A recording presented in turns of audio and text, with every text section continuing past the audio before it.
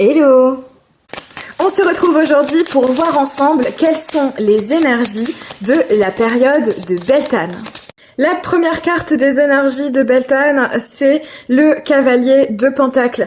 Dans cette période qui commence le 1er mai, on va t'inviter ici à te concentrer sur tes projets, ton travail et ce qui est durable. Tu as peut-être, ou tu vas peut-être avoir dans les jours à venir, des propositions pour aller vers des projets plus grands, plus durables. Donc ce n'est pas le moment de lésiner, ce n'est pas le moment de fuir, ce n'est pas le moment de flipper. C'est le moment de rêver grand et de mettre en place des choses plus stables, plus durables. Peut-être que ça te demande de prendre certains risques.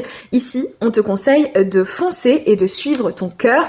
À partir du moment où ça te semble être une bonne opportunité, on t'invite vraiment ici à te satisfaire de ton travail, de tes compétences, de te faire confiance et d'y aller.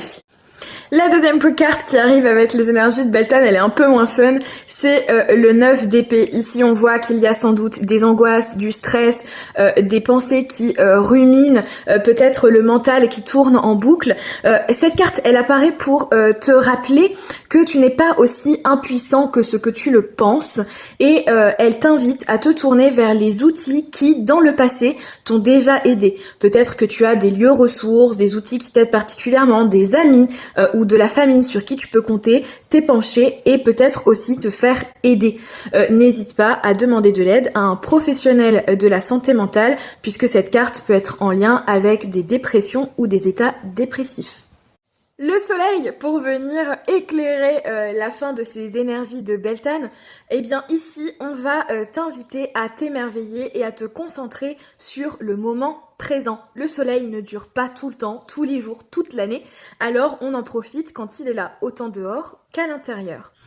Ici, on te rappelle aussi que même s'il y a des petits tracas du quotidien, il y a aussi des victoires et des succès.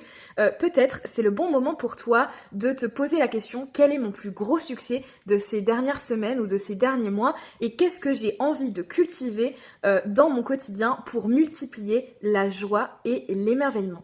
C'est terminé, j'espère que ce tirage t'a plu. N'hésite pas à me dire dans les commentaires comment ça t'a parlé, qu'est-ce qui a résonné en toi. En tout cas, moi, je te souhaite une belle célébration de Beltane et beaucoup de joie.